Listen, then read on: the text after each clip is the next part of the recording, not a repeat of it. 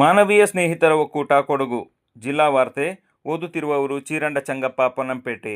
SSLC ಫಲಿತಾಂಶ ಪ್ರಕಟವಾಗಿದ್ದು, ಕೊಡಗು ಜಿಲ್ಲೆಯಲ್ಲಿ ಪರೀಕ್ಷೆ ಬರೆದಿದ್ದ 5,948 ವಿದ್ಯಾರ್ಥಿಗಳಲ್ಲಿ 5,742 ವಿದ್ಯಾರ್ಥಿಗಳು ಉತ್ತೀರ್ಣರಾಗಿದ್ದು, 96.54% ಫಲಿತಾಂಶ ಪಡೆದು ರಾಜ್ಯದಲ್ಲಿ 8ನೇ ಸ್ಥಾನ ಹೊಂದಿದೆ. ಕೊಡಗು ಜಿಲ್ಲೆ ಕಳೆದ ಬಾರಿ 82% ಫಲಿತಾಂಶ ಪಡೆದು ರಾಜ್ಯದಲ್ಲಿ 4ನೇ ಸ್ಥಾನ ಪಡೆದಿತ್ತು. ಆದರೆ ಈ ಬಾರಿ ಫಲಿತಾಂಶ ಹೆಚ್ಚಳವಾಗಿದ್ದರೂ ಸಹ ಫಲಿತಾಂಶ ಸ್ಥಾನದಲ್ಲಿ ಪಲ್ಲಟವಾಗಿದೆ. ಸ್ಥಾನದಲ್ಲಿ ಬದಲಾವಣೆ ಕಂಡುಬಂದಿದ್ದರೂ ಸಹ ಕಳೆದ ಬಾರಿಗಿಂತ ಈ ಬಾರಿ 14.54% ಫಲಿತಾಂಶ ವೃದ್ಧಿಯಾಗಿರುವುದು ಕಂಡುಬಂದಿದೆ ಎಂದು ಶಾಲಾ ಶಿಕ್ಷಣ ಇಲಾಖೆ ಉಪನಿರ್ದೇಶಕರಾದ ಬಸವರಾಜು ತಿಳಿಸಿದ್ದಾರೆ. ಜಿಲ್ಲೆಯಲ್ಲಿ ಎಸ್ಎಸ್ಎಲ್ಸಿ ಪರೀಕ್ಷೆ ಬರೆದಿದ್ದ 2,904 ಬಾಲಕರಲ್ಲಿ 2,776 ಉತ್ತೀರ್ಣರಾಗಿ 95.59% ಫಲಿತಾಂಶ ಪಡೆದಿದ್ದಾರೆ.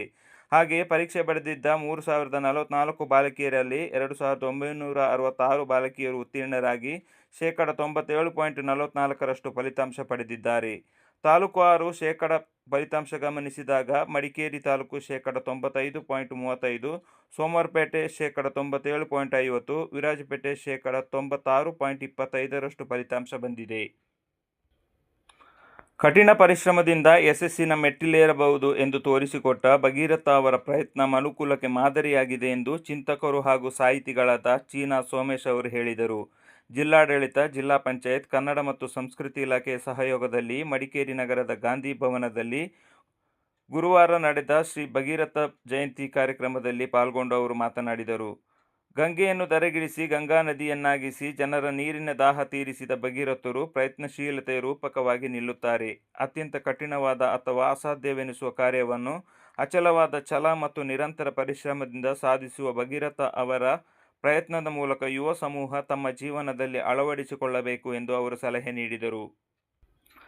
ನೆಲಜಿ ಮೂಲದ ಚಿಯಕ್-ಪೂವಂಡ ಒಕ್ಕ ಮತ್ತು Kodava tug of war academy ಸಹಯೋಗದಲ್ಲಿ ಕೊಡವ ಕೌಟುಂಬಿಕ ಚಿಯಕ್-ಪೂವಂಡ ಕೇರ್ ಬಲಿ ನಮ್ಮೆಗೆ ನಾಪೋಕ್ಲು ಕರ್ನಾಟಕ ಪಬ್ಲಿಕ್ ಶಾಲಾ ಮೈದಾನದಲ್ಲಿ ಇಂದು ಚಾಲನೆ ನೀಡಲಾಯಿತು.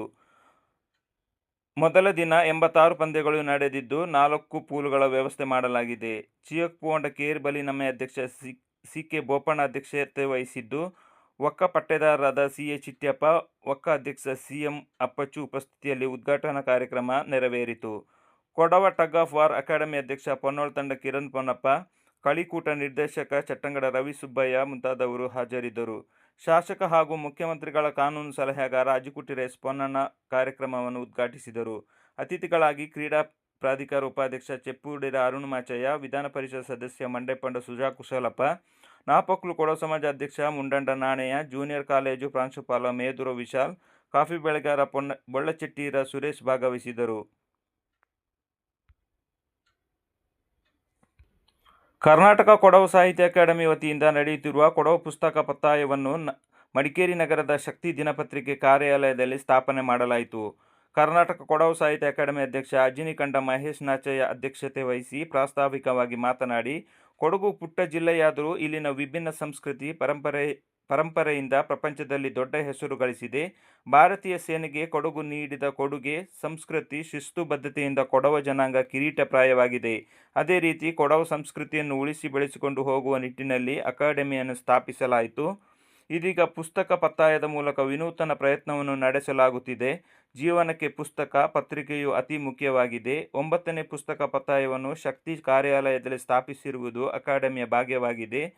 ಸ್ಥಳೀಯ ಪತ್ರಿಕೆಯಾದ ಶಕ್ತಿ ತನ್ನ ಬದ್ಧತೆಯಿಂದ ದೇಶ ಮಟ್ಟದಲ್ಲಿ ಖ್ಯಾತಿ ಗಳಿಸಿದೆ. ಜನರ ಭಾವನೆಯೊಂದಿಗೆ ಬೆಸೆದು ಹೋಗಿದೆ.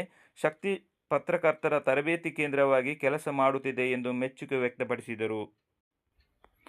ನಾಪೋಕ್ಲುವಿನಲ್ಲಿ ನಿನ್ನೆ ಮಧ್ಯಾಹ್ನ ನಂತರ ಸುರಿದ ಭಾರೀ ಮಳೆಗೆ ಅಡಿಕೆ ಮರವೊಂದು ಅಂಗಡಿ ಮಳಿಗೆಯ ಮೇಲೆ ಉರುಳಿ ಬಿದ್ದ ಪರಿಣಾಮ ಮಳಿಗೆಗೆ ಅಳವಡಿಸಲಾದ ಶೀಟುಗಳು ಹಾನಿಯಾದ ಘಟನೆ ನಾಪೋಕ್ಲು ಮಡಿಕೇರಿ ಮುಖ್ಯ ರಸ್ತೆಯ ಬೇತು ಗ್ರಾಮದಲ್ಲಿ ನಡೆದಿದೆ.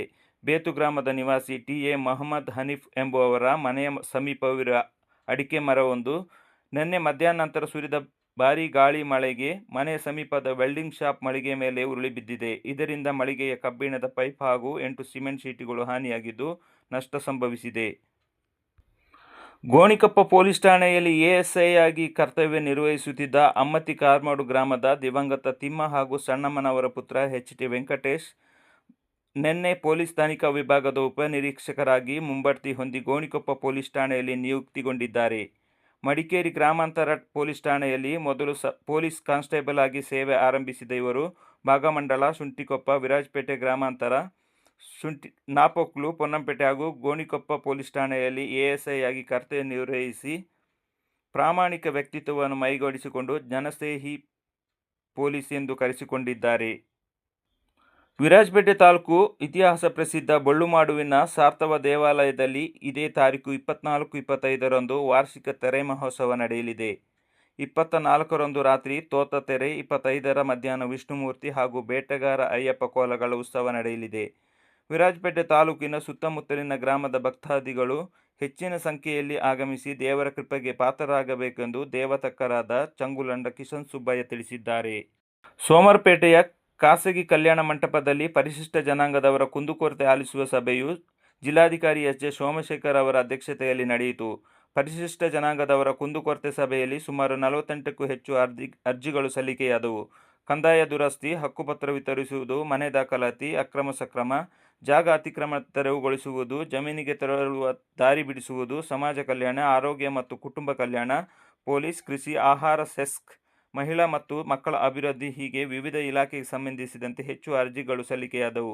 ಕಂದಾಯ ಇಲಾಖೆಗೆ ಸಂಬಂಧಿಸಿದಂತೆ 40ಕ್ಕೂ ಹೆಚ್ಚು ಅರ್ಜಿಗಳು ಸಲ್ಲಿಕೆಯಾಗಿ ಹಕ್ಕುಪತ್ರ, ನಿವೇಶನ ಒದಗಿಸುವುದು, ಮನೆ ನಿರ್ಮಾಣ, ಕೃಷಿ ಭೂಮಿ ಅತಿಕ್ರಮಣ ಮಾಡಿಕೊಂಡಿರುವುದು ಕುಂದುಕೊರತೆ ಸಭೆಯಲ್ಲಿ ಹೆಚ್ಚಾಗಿ ಕೇಳಿಬಂದವು. ಇಲ್ಲಿಗೆ ಜಿಲ್ಲಾ ವಾರ್ತೆ ಮುಕ್ತಾಯವಾಯಿತು.